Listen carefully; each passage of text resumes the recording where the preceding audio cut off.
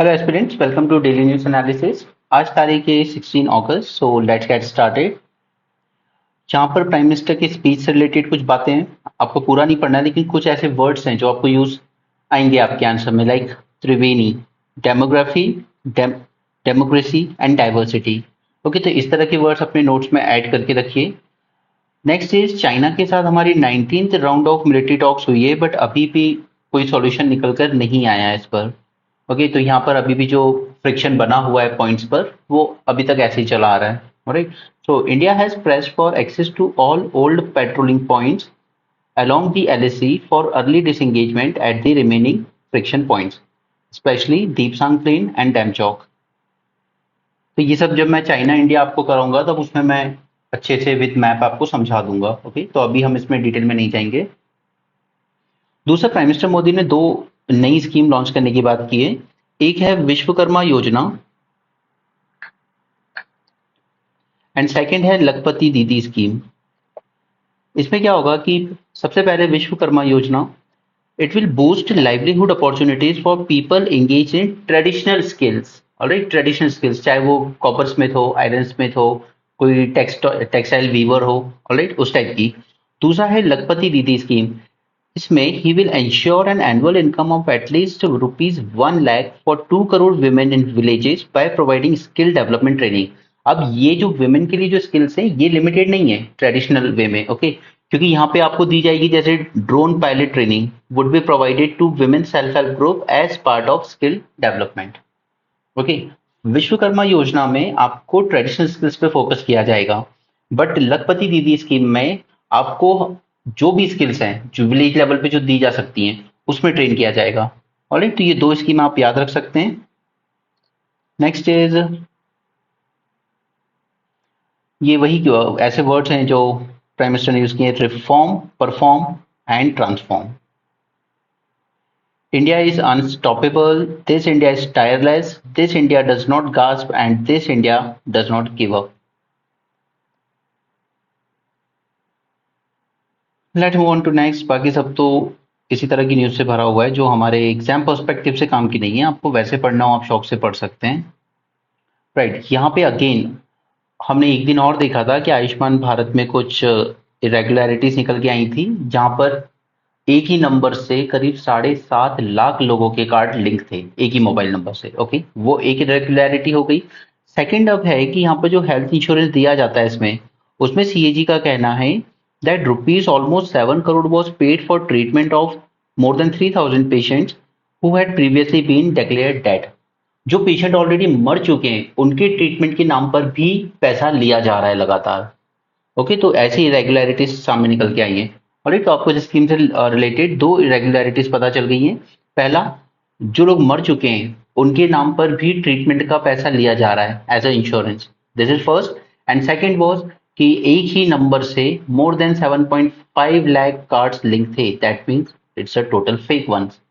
Alright, तो आप किसी भी टॉपिक के ऊपर अगर आपने एक बार बेसिक्स तैयार कर लिए हैं उस स्कीम के फीचर्स, तो फिर उसकी जो परफॉर्मेंस, जिस पे क्वेश्चन पूछा जाता है हमेशा मेंस में कि इसको इवेल्युएट कीजिए स्कीम को, तो वो आप अपने करंट अफेयर से ही कर सकते हैं। उसके लिए आपको कोई ऐसे अलग अलग कोचिंग से मटेरियल पढ़ने की जरूरत नहीं है। सेकंड, नितिन गडकरी कह रहे हैं कि हम लोग व्हीकल में जो भी टेक्नोलॉजी में जो वर्क कर रहे हैं वो हम अलग अलग तरीके से कर रहे हैं। ऐसा नहीं कि सिर्फ इलेक्ट्रिक व्हीकल प्रमोट कर रहे हैं तो फिर वही कर रहे हैं और कुछ नहीं, ऐसा नहीं है। हर जगह के हिसाब से हमें अलग अलग अप्रोच रखना होता है। सबसे पहला तो government FAME 1 and FAME 2 scheme लेकर आई थी इलेक्ट्रिक व्हीकल्स के लिए। ऑलराइट, उसमें आपको अपराइट अपफ्रंट सब्सिडी दी जाती है परचेज के लिए। That is one thing. Next, इन्होंने क्या किया, इन्होंने एक पायलट प्रोजेक्ट कंडक्ट किया था जहां पर मिक्स कर रहे थे 15 to 20% methanol in diesel, and this prove to be a big success. तो अब इसे एक्सपैंड करके पूरे कर्नाटका में रोल आउट किया जाएगा। Alright, methanol with diesel, be read carefully. Second, Mohali refineries are making methanol using bamboo.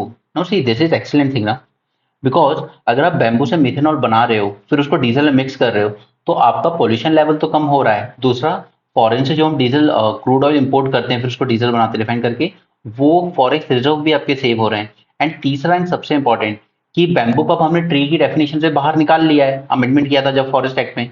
Okay, तो अब इसको इजिली कट किया जा सकता है। तो ये कहीं ना कहीं फार्मर को एक एक्स्ट्रा इनकम का सोर्स बनेगा। Specially in north eastern region जहाँ पे बैम्बू काफी होता है। ऑलराइट, सो इसको उस पर्सपेक्टिव से भी देखिए फार्मर की इनकम कैसे बढ़ा सकते हैं हम।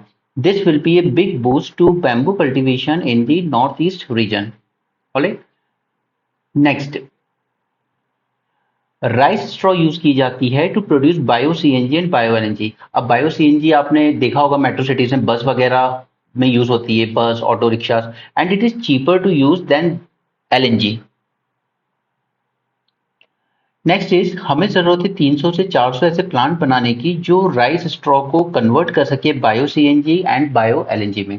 तो एक चीज जहां पे हमें इन्वेस्ट करने की जरूरत है कि we should have such plants. इतने प्लांट्स हैं नहीं हमारे पास, ये बहुत कम है। दूसरी बात, अब इलेक्ट्रिक व्हीकल की जब बात आती है तो आप चाहे कितनी भी सब्सिडी दे दें, जब तक आप एक अच्छा चार्जिंग नेटवर्क नहीं देंगे तब तक लोग अडॉप्ट नहीं करेंगे उसे।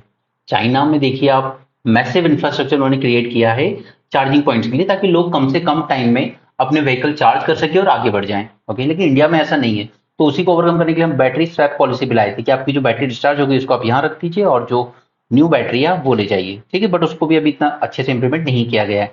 अब दूसरी प्रॉब्लम ये है कि चार्जिंग नेटवर्क हम अगर क्रिएट कर रहे हैं तो उसमें जो इलेक्ट्रिसिटी आएगी वो आएगी कैसे। जैसे नॉर्वे है तो वहां पर 99% हाइड्रो इलेक्ट्रिक पावर से आती है बिजली, लेकिन हमारे यहाँ अभी भी 70% कोल से आती है। तो कोल से अगर हम बिजली बना रहे हैं फिर उस बिजली को इलेक्ट्रिक व्हीकल में यूज कर रहे हैं तो उसका तो कुछ नेट सम तो जीरो हो गया, क्योंकि आप एक तरफ पॉल्यूशन कम करने की कोशिश कर रहे हो लेकिन आप जो इलेक्ट्रिसिटी ला रहे हो वो तो पॉल्यूटेड सोर्स से ही आई है। राइट, तो ये कुछ बातें थी यहाँ पर जो नितिन गडकरी जी ने कही हैं। Let's move on to next. ये सब सबने अपने कुछ पर्सनल पॉइंट ऑफ व्यू से लिखा है, ये सब इतना काम का नहीं है, लेकिन हाँ यहाँ पर कुछ बातें अगेन वैसी ही हैं जो मैंने आपको शुरू में दिखाई है। फर्स्ट चीज इन्होंने कहा है कि कर्तव्य काल है ये, it's time to lay the foundation for next 1000 year as a national duty. Okay, तो ये सब आप एथिक्स में यूज कीजिएगा, हैवी हैवी वर्ड्स, ये आपके आंसर को थोड़ा इंप्रेसिव बनाते हैं। ऑलराइट, देन इसके बाद इन्होंने एक और टर्म यूज किया, विश्व मित्र, friend of all. Okay, global level पर हम यूएसए के भी फ्रेंड हैं, हम फ्रांस के भी हैं, हम रशिया के भी, एक चाइना को छोड़ के हम लगभग सबके फ्रेंड्स हैं। नेक्स्ट ही use a word like Triveni, that is हमारे पास तीन एडवांटेज हैं। डेमोग्राफी है हमारे पास, हाई यूथ पॉपुलेशन, डेमोक्रेसी है हमारे पास, तीसरा डाइवर्सिटी है हमारे पास। Alright, next, youth from tier 2 and tier 3 towns. देखिए अधिकतर क्या था कि जो भी स्टार्टअप्स वगैरह आते थे ना, ये मेट्रो सिटीज में ही देखने को मिलते थे, मोस्टली बैंगलोर में, दिल्ली में। बट अब कहीं ना कहीं टीयर 2 टीयर 3 सिटीज से भी हमें स्टार्टअप देखने को मिल रहे हैं। सो वहां का यूथ भी अब पीछे नहीं है। दूसरा, women in self group. Okay, and as government claim कि हमने 13.5 करोड़ लोगों को पॉवर्टी से बाहर निकाला है पिछले 9 साल में। ऑलराइट, तो बस यही कुछ कीवर्ड्स हैं जो आपको अपने एग्जाम में आंसर में यूज करने हैं। नेक्स्ट आगे बढ़ते हैं। देखिए यहाँ पर वही बात आ रही है बार बार कि हिमालय की इकोलॉजी को आप ध्यान नहीं दे रहे हैं और अपना डेवलपमेंट किए जा रहे हैं और सब कुछ डिस्ट्रॉय होता जा रहा है। देखिए कई टाइम पहले क्या हुआ था, अ, अब आप एक बार इमेजिन कीजिए शिमला को, अगर वहां पे हद से ज्यादा टूरिस्ट जाते हैं, उस पर कोई लिमिट नहीं है कि नंबर ऑफ टूरिस्ट कितने आ सकते हैं एक पर्टिकुलर सीजन में या एक पर्टिकुलर मंथ में। तो उससे होता क्या है, ज्यादा टूरिस्ट आने के लिए फिर आप हाईवेज पर ट्रैफिक ना हो, रोड्स पर कंजेशन क्रिएट ना हो, तो उसके लिए आप क्या करोगे, 2 लेन है तो उसको आप 4 लेन करने की कोशिश करते हो। ऑलराइट, अगेन फिर ये हाईवेज वगैरह बनाने के लिए आपको माउंटेन कट करने पड़ते हैं, अगेन प्रॉब्लम होती है लैंडस्लाइड जैसी। ठीक है, आपको फॉरेस्ट कवर कट करने पड़ते हैं, तो जो ट्री इस पत्थरों को होल्ड करके रखते हैं वो कट जाते हैं, तो फिर पानी उनमें अंदर घुसता है एंड पूरा लैंडस्लाइड हो जाता है। ठीक है, सेकेंड थिंग इज कि आपको और ज्यादा होटल्स बनाने पड़ते हैं टूरिस्ट को कैटर करने के लिए। ऑलराइट, फिर अल्टीमेटली आप फ्लड प्लेन जो होता है रिवर का, आपको अच्छा रिवर व्यू देना है क्योंकि वही डिमांड होती है टूरिस्ट की, तो आप अल्टीमेटली रिवर्स के फ्लड प्लेन्स को, ओके इसमें आप एंटर कर जाते हो। ठीक है, तो अल्टीमेटली फिर रिवर अपना कोर्स या तो चेंज करती है, ठीक है, या फिर ये सारा स्ट्रक्चर आपका फिर डैमेज होता है जैसा कि हमने उत्तराखंड के टाइम पर देखा था। ऑलराइट, तो फिर उसी के अलावा आपको बाकी सारा इंफ्रास्ट्रक्चर मैनेज करना पड़ता है, फिर आपकी चाहे ड्रिंकिंग वाटर की नीड्स हो, इलेक्ट्रिसिटी की नीड्स हो, उस तरफ से आपको फिर और ज्यादा इलेक्ट्रिसिटी प्लांट्स लगाने पड़ते हैं, ज़्यादा कंजम्पशन। ये सब क्यों हो रहा है? क्योंकि टूरिस्ट ज़्यादा आने लगते हैं आपके यहाँ। Okay, okay. तो इसी को हम कहते हैं कि हमारी जो इकोलॉजिकल कैपेसिटी है, क्योंकि इसी पर यूपीएससी ने फिर एक मेंस में क्वेश्चन पूछ लिया था कि हिमालयाज अपनी इकोलॉजिकल कैपेसिटी को रीच कर चुके हैं। तो इसमें यही सब दिखाना था कि कहीं ना कहीं हमें इस पे एक लिमिट रखनी चाहिए, क्योंकि ये पॉसिबल नहीं है कि आप हर जगह रोड चौड़े करते जाएंगे हर बार। ये पॉसिबल नहीं है कि आप जितने चाहे होटल्स बनाते जाइए, उसके वहां की जो भी इकोलॉजिकल रिसोर्स है आप फॉरेस्ट कट करते जाएंगे इंफ्रास्ट्रक्चर डेवलपमेंट के लिए। और तो उसी को कहते हैं हम इकोलॉजिकल कैरिंग कैपेसिटी जो है हमारी हिमालयाज की।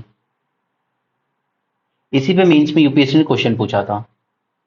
तो इसी को लेके एक आर्टिकल भी आया है आगे, जो मैं भी आपके साथ डिस्कस करूंगा। पहले हम इस वाले को कंप्लीट कर लें। सी, क्लाउड बर्स्ट एंड लैंडस्लाइड इन हिमाचल प्रदेश, ये अब तक करीब 150 लोगों की जान ले चुका है। इसके बाद एक और काम की बात मुझे आपको जो बतानी है, इसरो एक निकालता है लैंडस्लाइड एटलस, ठीक है। इसने हिमाचल की सभी 12 डिस्ट्रिक्ट को ससेप्टेबल जोन में रखा है। ऑलराइट, यानी all 12 districts of Himachal Pradesh are susceptible to landslide.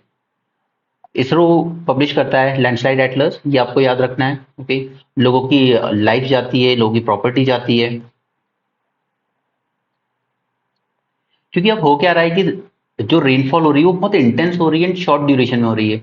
जो 4 महीने में धीरे धीरे होनी चाहिए थी वो बहुत ज्यादा इंटेंस हो रही है। ओके, तो उस वजह से ये जो एक्सट्रीम रेनफॉल आई है, इस वजह से लैंडस्लाइड के इवेंट्स और ज्यादा बढ़ गए हैं। ऑलराइट, अब यहाँ पे देखिए आप, 69 national highway projects have been approved. और ये सब अप्रूव कर दिया जाता है बिना एक प्रॉपर स्टडी किए हुए। क्योंकि देखिए आज आप उसको स्टडी कर भी लेंगे, बट ओवर द टाइम ये डिग्रेड नहीं होगा, ऐसी कोई गारंटी नहीं होती है। राइट, कई बार किसी चीज के सिम्टम्स या इफेक्ट्स हमें थोड़े टाइम बाद दिखते हैं, इमिडिएट नहीं समझ में आता है वो। तो ऐसे हद से ज्यादा प्रोजेक्ट्स इंप्लीमेंट करना भी ठीक नहीं है, चाहे वो इलेक्ट्रिसिटी के लिए हो, हाईवेज के लिए हो। It's not feasible.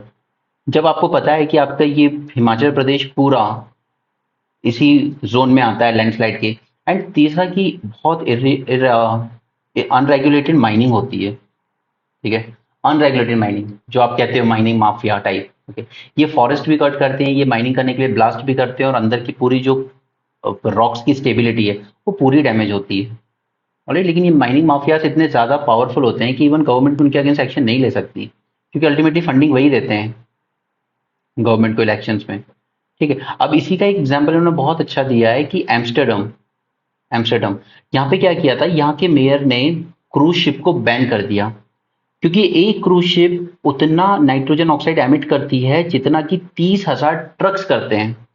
राइट, और single cruise ship bring as many as 7,000 tourist. अब जब 7,000 टूरिस्ट आएंगे तो आप वहां की इकोनॉमी कितनी बढ़िया तरीके से आगे बढ़ेगी, राइट। लेकिन यहाँ के मेयर ने फिर भी डेयरिंग दिखाई, उन्होंने कहा कि नहीं, इसको अलाउ नहीं करूंगा ड्यू टू पॉल्यूशन लेवल। तो इस तरह की चीजें हमारी गवर्नमेंट नहीं कर पाती है। ठीक है, तो ये सारे सिर्फ इंडिया में नहीं, सभी जगह हमने देखा है cutting down the number of tourist, ये करने की जरूरत है ऐसी जगहों पर, बट नहीं कर रही है गवर्नमेंट। फॉरेस्ट फायर हो रहा है कहीं पे हाई टेम्परेचर आ रहे हैं, जैसे इटली में अभी देखने को मिला। फ्लड्स, लैंडस्लाइड हमारे यहाँ हो रहे हैं। फॉरेस्ट फायर हवाई में देखी हमने, अभी स्पेन में देखी हमने। ठीक है, तो ये सब जगह हो रहा है, इसलिए कहीं ना कहीं टूरिस्ट को थोड़ा सा लिमिट लगाने की जरूरत है। अब देखिए, अब मैंने आपको बताया था कि सुप्रीम कोर्ट में जो अपॉइंटमेंट होता है वो किसके थ्रू होता है, कॉलेजियम के थ्रू।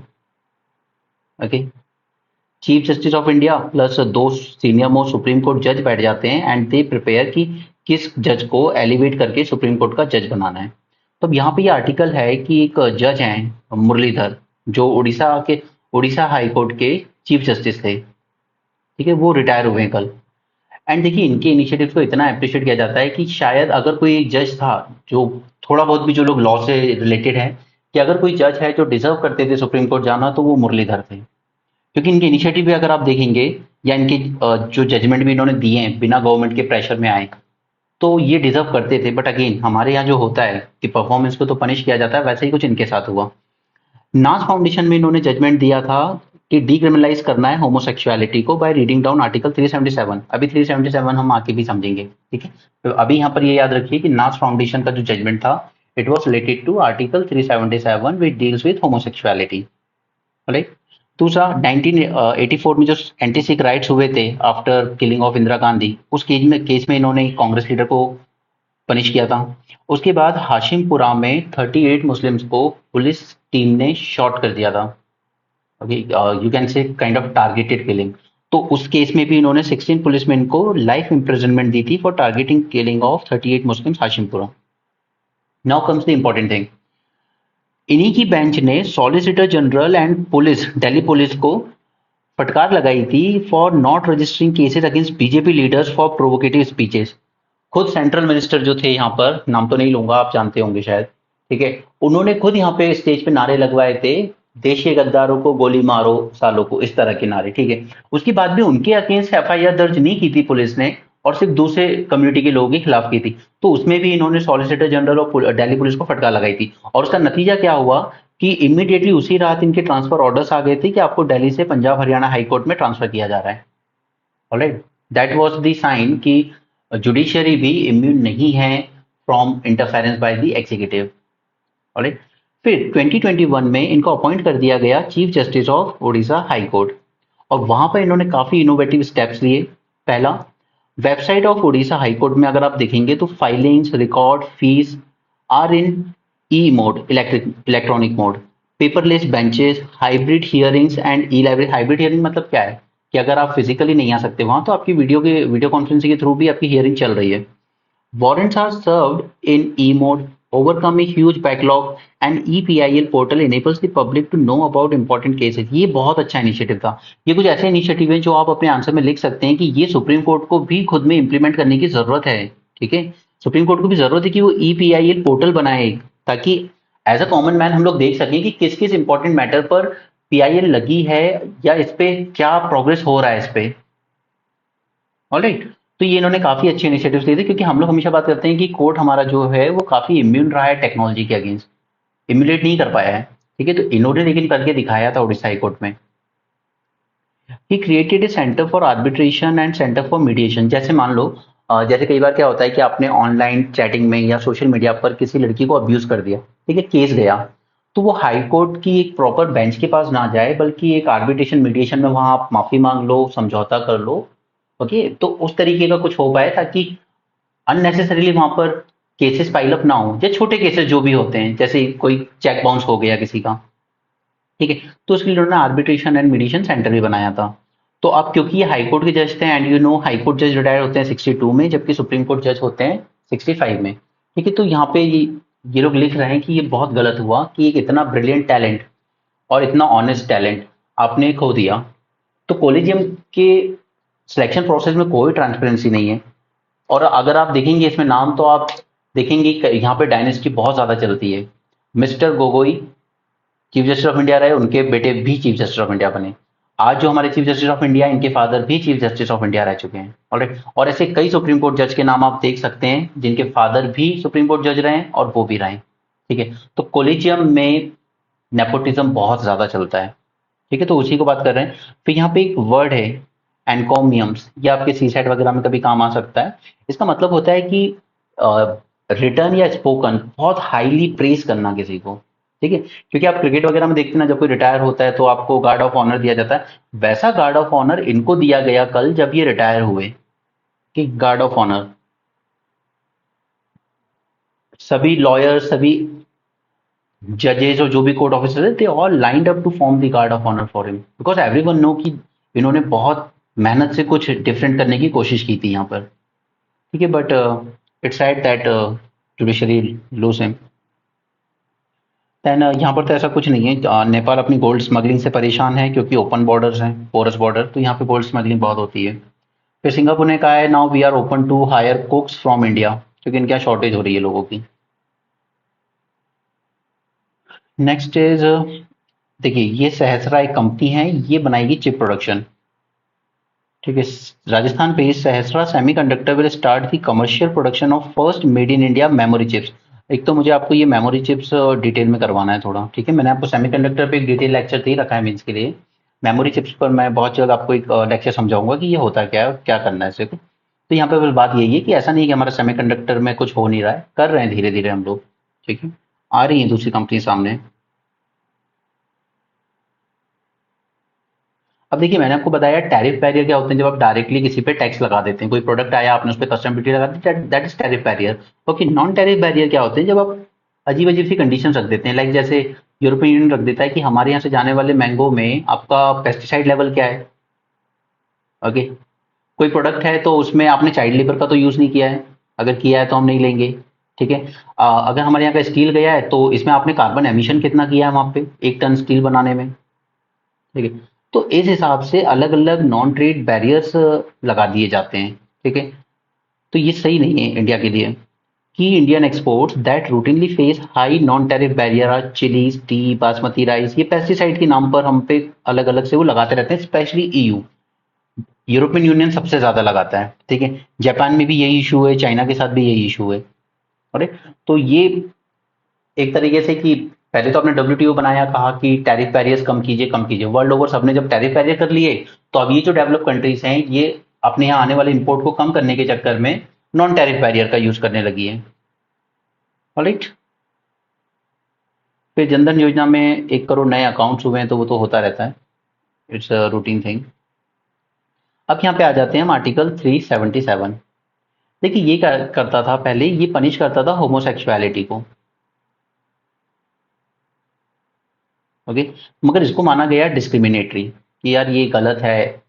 एक अगर दो लोग एक कपल अपने आपस म्यूचुअल अंडरस्टैंडिंग से कुछ कर रहा है तो फिर उसमें गलत नहीं है। ठीक है, तो अगर आप इसको रीड, पहली बात तो ये कि ये आईपीसी में तो था, फिर इसको कोर्ट ने पार्शियली स्ट्रक डाउन किया, partially, okay, but still it remain in the IPC. But अब जो नई आ रही है भारतीय न्याय संहिता, जो रिप्लेस करेगा आईपीसी को, उसमें ये सेक्शन नहीं रखा गया है। नाउ भारतीय न्याय संहिता does not contain IPC section 377 which was read down by Supreme Court in 2018, partially read down किया था, पूरी तरह से नहीं। ठीक है, ये क्रिमिनलाइज करता है अननेचुरल ऑफेंसेस को। It can no longer be use to criminalise gay sex between consenting adults. Now this leaves adult male victims of sexual assault without much recourse. एक तो पहली बात तो कि ये जेंडर न्यूट्रल था। ओके, अगर लड़के के साथ भी, जैसे एक गे कपल भी मत मानिए, चलिए एक गे कपल रखिए, वो दूसरे के साथ अगर किसी तरह से सेक्सुअल असॉल्ट करता है तो वो भी रेप ही माना जाएगा।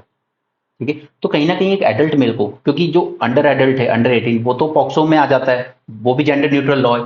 और यहाँ पर अगर किसी एडल्ट मेल के साथ सेक्सुअल हैरेसमेंट होता है तो एक सेफ्टी प्रोविजन था उसके लिए। ठीक है, लेकिन अब नई जो संहिता आ रही है उसमें ये नहीं है।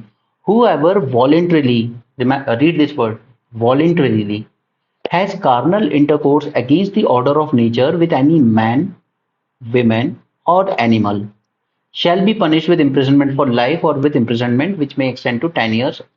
All this, okay. Your word is voluntarily and with any man or woman or animal. ये तो इसको कहा गया डिस्क्रिमिनेटरी। अगर दो गे हैं, they are happy with each other, they are doing something, then you should not criminalise this. तो court ने इसको 2008 में डिक्रिमिनलाइज कर दिया, लेकिन उन्होंने डिक्रिमिनलाइज किया सिर्फ कंसेंशुअल सेक्स को। अगर दोनों अपनी मर्जी से कर रहे हैं तो अब ये पनिशमेंट नहीं दी जाएगी आपको। लेकिन अगर उनमें से एक भी ऐसा है जो एग्री नहीं था, दूसरे ने उसके साथ फोर्सफुली किया है, तो वो अभी भी क्रिमिनल ऑफेंस था। ओके, तो अगर एक उसमें विक्टिम है कोई मेल, कि किसी दूसरे मेल ने उसके साथ बहुत जबरदस्ती की है, या इवन किसी ने विमेन के साथ भी अननेचुरल सेक्स किया है, तो वो पनिशेबल था।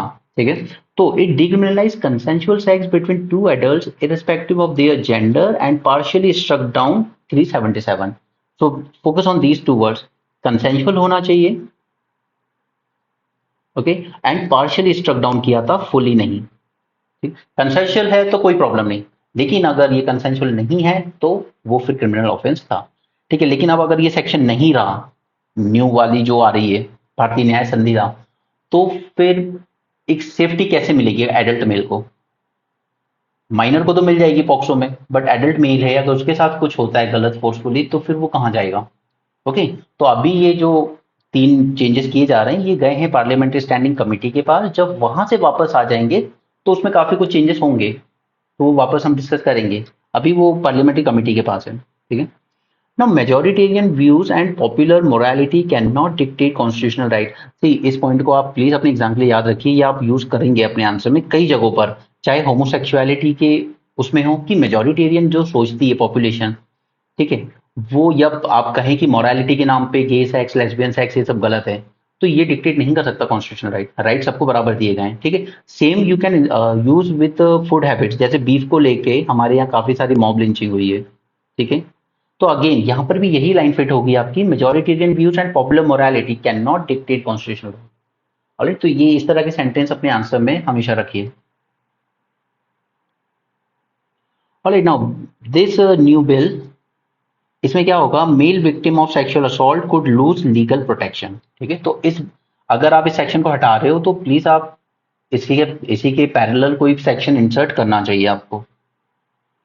It does offer protection to non minor male from rape, but it is removed in propose BNS. Clear. Next है सेक्शन 309, और ये मैंने आपको बताया था ये है सुसाइड से रिलेटेड, ठीक है। तो मैंने इसमें आपको कॉन्ट्रडिक्शन बताए थे कि एक तरफ तो आईपीसी पनिश करता है सुसाइड को, दूसरी तरफ हमारा जो 2017 में मेंटल हेल्थ केयर बिल आया है वो कहता है कि नहीं नहीं, सुसाइड तो एक तरह की स्ट्रेस सिचुएशन है, तो इसमें तो उसको रिहेबिलिट करने की कोशिश करनी चाहिए, और आप सेक्शन 309 यूज करिए only in exceptional case. Okay, ऐसा नहीं किसी ने अटेम्प्ट किया तो आप आ गए, एक्सेप्शनल केस में ही यूज कीजिए, क्योंकि देखिए सुसाइड माना जाता है as a crime against state और religion. Okay, it is a crime against state, इसलिए इसको पनिश किया जाता है। नाउ सेक्शन 309 क्या है, इस this punishes those who try to kill themselves with 1 year और विद फाइन और both. Okay, it is a crime against the state as well as against religion. Government will provide care, treatment and rehabilitation and having severe stress as per this mental health care bill. Alright, अब ये जो नई संहिता आई है इसमें क्या provision है, तो offence has been removed from the propose Sanhita but it has been made conditional.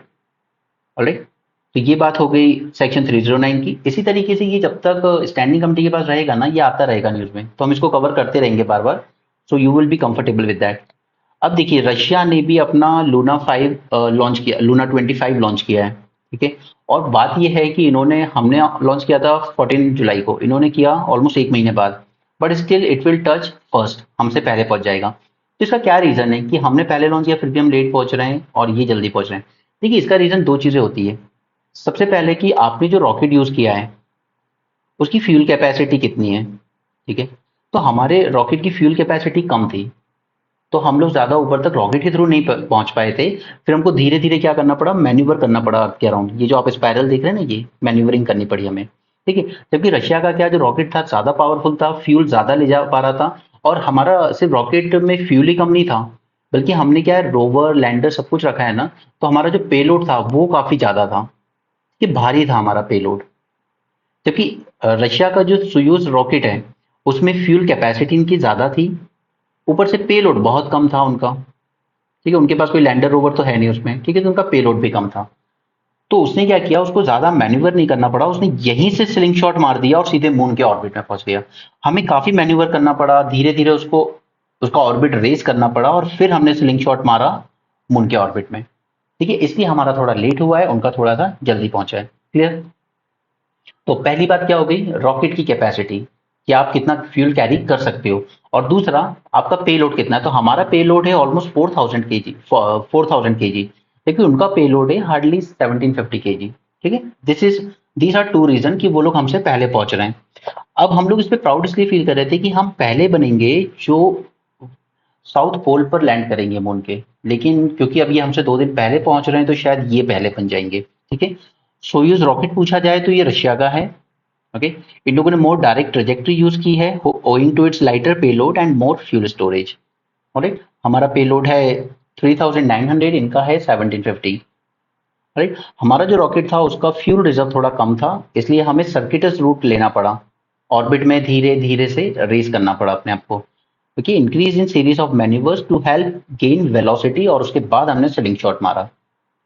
Luna 25 does not carry a rover, but हम लोग कैरी कर रहे हैं। और गोल क्या है, लूना का गोल है मून की सॉइल कंपोजिशन को स्टडी करना, डस्ट पार्टिकल्स को स्टडी करना पोलर एक्सोस्फीयर में, and most importantly detect surface waters. हमारा जो चंद्रयान 1 मिशन था मून का, उसने डिटेक्ट किया था कि मून के साउथ पोल में वाटर हो सकता है, क्योंकि यहाँ का जो रीजन है वो क्या, हमेशा डार्क में रहता है, सनरेज वहां पड़ती नहीं है, तो कभी इस पे अगर वाटर मॉलिक्यूल रहे होंगे तो वो आज तक इवेपोरेट नहीं हुए होंगे। वही स्टडी करने जा रहा है चंद्रयान 3 और वही स्टडी करने जा रहा है लूना 25 भी। ओके, हम भी स्टडी करेंगे लूनार सॉइल एंड वाटर को, वाटर आइस। ठीक है, presence of craters that remain in permanent shadow increasing the likelihood of finding water ice. Clear? Next, देखिए ये पेलोड वगैरह के नाम याद करने मत बैठ जाना, रंभा, चेस्ट, एरिस, ये सब मत करना, ये आपके काम का नहीं है। नेक्स्ट, उसके बाद अब देखिए दूसरी चीज है कि मिशन की लाइफ, हमारे मिशन की लाइफ है सिर्फ 14 डेज, इनकी है 1 ईयर। तो ऐसा क्यों? इसका रीजन क्या है? इसका रीजन है कि हमारे जो इक्विपमेंट्स हैं उन पे हमने ऐसी कोटिंग नहीं की है कि वो जो साउथ पोल में जब रात में एक्सट्रीम ठंड होगी तो उनको बियर कर पाए ज्यादा लंबे समय तक। Okay, it does not have heating mechanism to keep the electronics safe from extreme cold during lunar orbit. Alright, but Russian mission have heating mechanism. Alright, हमारे में नहीं है, उनके में है। तो क्या इंडिया ह्यूमन लैंड कर पाएगा कभी वहां पर? तो देखिए अभी ऐसा तो कुछ नहीं है। चंद्रयान 1 ने वाटर मॉलिक्यूल डिटेक्ट किए थे, उसी को हम दोबारा वेरीफाई करने चंद्रयान 3 भेजा है हमने रोवर के साथ। ठीक है, India is yet to announce a sample return mission. दूसरी कंट्रीज जो है उन्होंने तो क्या किया कि वहां पे लैंडर रोवर सब लैंड करा के वहां से सैंपल भी लेके वापस आ चुके हैं, लेकिन अभी तक तो हमने ये भी नहीं किया है। तो ह्यूमन भेजना तो बहुत दूर की बात है। पहले हम ऐसा मिशन तो कर लें जो वहां जाकर माइनिंग करके सैंपल इकट्ठे कर सके वहां की सॉइल के और फिर लेकर वापस अर्थ पे आ सके। अभी तो हमें उसी में जाना है। तो अब जो हमारा 4th मिशन होगा चंद्रयान का, वो हम प्लान कर रहे हैं जापान के साथ एज अ पार्टनर। क्लियर? अब यहाँ पर है कि रेड फोर्ट कैसे इतना इंपॉर्टेंट बना हमारे लिए इंडिपेंडेंस के लिए। ठीक है, तो देखिए यहाँ पर भी नेहरू जी ने वर्ड अपने लिए जब तिरंगा फहराया था इन्होंने यूज किया था प्रथम सेवक। ओके, और मोदी जी ने यूज किया है प्रधान सेवक। आपको पता है कि दिल्ली सल्तनत मुस्लिम स्टैब्लिशमेंट रूल से पहले, सबसे पहले अच्छा दिल्ली को कैपिटल बनाया किसने था? तोमार डायनेस्टी ने, राइट। फिर उसके बाद पृथ्वीराज चौहान ने भी वहीं से रूल किया। बट वो ऑल इंडिया एम्पायर नहीं था, या आप ये भी नहीं कह सकते कि एटलीस्ट नॉर्थ इंडिया का एम्पायर था, ऐसा भी नहीं था। ठीक है, तो दिल्ली कभी ऐसा पावर की सीट रहा नहीं। दिल्ली सल्तनत आने के बाद फर्स्ट टाइम ये कैपिटल बनी जहां से नॉर्थ इंडिया का मेजर पार्ट गवर्न हो रहा था। ऑलराइट, जो फर्स्ट मुगल किंग आया था बाबर, उसने भी रेफर किया था Delhi as capital of Hindustan. ये टाइम पीरियड हम लोग 12 6 से क्यों ले रहे हैं? क्योंकि यहाँ पे कुतुबुद्दीन ऐबक को अपॉइंट किया जाता है। ठीक है, यहाँ पे। ठीक है, फिर वो इंडिपेंडेंट होना शुरू हो जाता है क्योंकि वहां पे मोहम्मद गौरी की डेथ हो जाती है 1206 में। ऑलराइट, 1526 में क्या हुआ? First battle of Panipat between Ibrahim Lodi and Babur. ठीक है, तो यहाँ से मुगल एम्पायर की नींव रखी गई। उसके बाद बाबर ने रूल किया 26 से 30 तक। ऑलराइट, फिर 30 से 40 रूल करेगा शेरशाह सूरी। शेरशाह सूरी।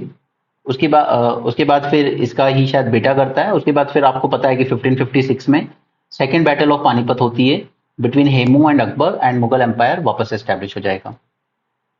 ठीक है, तो यहाँ पे जो बताना है वो ये बात है आपके लिए। और अकबर और जहांगीर ने मोस्टली रूल किया है आगरा, फतेहपुर सीकरी और लाहौर से। शाहजहां के टाइम उसने बिल्ड करवाई एक पूरी न्यू सिटी शाहजहानाबाद, जिसे आज हम लोग ओल्ड दिल्ली कहते हैं, पुरानी दिल्ली। ओके, शाहजहानाबाद ने दिल्ली को कैपिटल बनाया फिर से, और रेड फोर्ट उसी ने बिल्ड करवाया। उसके बाद इंडियन सिपाही का जब रिवोल्ट हुआ था तो उन्होंने क्या किया था, मुगल एम्पर बहादुर शाह जफर जो रेड फोर्ट में ही रह रहे थे उनको अपना एम्पर माना। अंग्रेजों के लिए दिल्ली उस वक्त तक इंपॉर्टेंट नहीं था, उनको मैटर ही नहीं करता था। वो आए, कलकत्ता में बसे, उन्होंने वहां से ट्रेडिंग शुरू की ईस्ट इंडिया कंपनी ने। ठीक है, उन्होंने कोलकाता को ही अपनी कैपिटल बना रखा था। ओके, फिर आपने अलग अलग एक्ट पढ़े होंगे तो आपने देखा भी होगा, मैड्रास प्रेसिडेंसी और बॉम्बे प्रेसिडेंसी को अंडर में ले लिया था कैलकाटा प्रेसिडेंसी में, तो उनके लिए डिफैक्टो कैपिटल कैलकाटा ही थी। बट 1857 में जब उन्होंने देखा कि यार ये मुगल एम्पायर की जो आप कह सकते हैं मेमोरीज भी हैं वो इस रेड फोर्ट से जुड़ी हुई है, यानी कि दिल्ली से जुड़ी हुई है। तो इन्होंने जब ये रेबेल क्वेल कर दिया था उसके बाद इन्होंने पूरी दिल्ली सिटी को डिस्ट्रॉय किया था ब्रिटिशर्स ने। तो आज अगर आप रेड फोर्ट देखेंगे तो वो उतना शानदार नहीं लगता है। आपको वहां पे मार्क दिखेंगे कि यहाँ पे पर्ल्स लगे होंगे, कभी डायमंड्स लगेंगे, वो सब लूट लिए गए थे। रेड फोर्ट को काफी डिस्ट्रॉय कर दिया था और फिर इन्होंने बस उसको एक गैरिसन की तरह यूज किया था अपनी आर्मी स्टेशन, ट्रूप स्टेशन करने के लिए। ठीक है, they destroyed Akbari mosque, they destroyed Urdu Bazaar, they stripped the Red Fort of its imperial majesty, precious artworks. It is estimated that 80% of original structure in the Red Fort were destroyed. जब आपने red fort को 80% destroy कर दिया तो फिर बचा क्या उस पर? राइट। और आपका जो वहाँ पे दीवाने आम हुआ करता था उसको हॉस्पिटल में कन्वर्ट कर दिया इन्होंने। लेकिन उसके बाद भी ये दिल्ली को पूरी तरह से इग्नोर नहीं कर पाए थे, क्योंकि जो सबसे बड़े-बड़े दरबार उस टाइम लगाए गए, 87 में इंपीरियल दरबार लगा, 1903 में लगा, 1911 में लगा। 1877 में जब लगा था तब वाइसरॉय कौन था? लिट्टन। ठीक है, ये आपको प्रीलिम्स में पूछा गया है और पूछा जाता है बार-बार। ठीक है, 1903 में जब बना था तब था कर्जन। उसी तरीके से 1911 में जब बना तब था आपका लॉर्ड हर्डिंगे। ऑलराइट, तो ये याद रखिए किस किस के टाइम पर दिल्ली दरबार लगाया गया है। ओके। और फिर आपको पता है कि 1911 में ही ब्रिटिशर्स ने अपनी कैपिटल शिफ्ट कर ली थी फ्रॉम कैलकाटा टू दिल्ली, और पूरी एक न्यू सिटी बनाई थी जो आज आप देखते हैं। प्रेसिडेंट हाउस हो गया आपका, राजपथ हो गया, पार्लियामेंट बिल्डिंग हो गई, और ये सब बन के कंप्लीट हुआ 1930 तक। अच्छा, एक इंपॉर्टेंट थिंग, चलिए छोड़िए उसको, हम बाद में अलग से ही बात करेंगे, वो हिस्ट्री में चले जाएंगे वरना हम बहुत ज़्यादा। उसके बाद 1943 में सुभाष चंद्र बोस की आईएनए आर्मी जब हार गई थी, तो जो ऑफिसर्स थे उनकी ट्रायल जो करवाई गई थी वो रेड फोर्ट में ही करवाई गई थी। और काफी सारे सेंटिमेंट्स जुड़े हुए हैं उस चीज से, क्योंकि पूरा देश ही उनके साथ में था। तो तीन मेजर ऑफिसर्स थे। आई थिंक एक वन वॉज ढिल्लो, एंड दो तीन और थे, I am forgetting their name, क्योंकि वो 2022 के प्रीलिम्स में पूछा गया है। उन तीनों के नाम दिए गए थे एंड ये किस चीज से रिलेटेड है। ओके। सो अब मेजर आपको ये याद रखना है कि इनको डिफेंड कौन कर रहा था, इनका केस लड़ कौन रहा था। तो उसमें सब थे, नेहरू जी थे, तेज बहादुर सप्रू, भुल्ला भाई देसाई, असफ अली, कैलाश नाथ कटजू, ये सब थे। बोले okay, that's it. So that's it for today's newspaper analysis. Thanks for joining. Have a great day.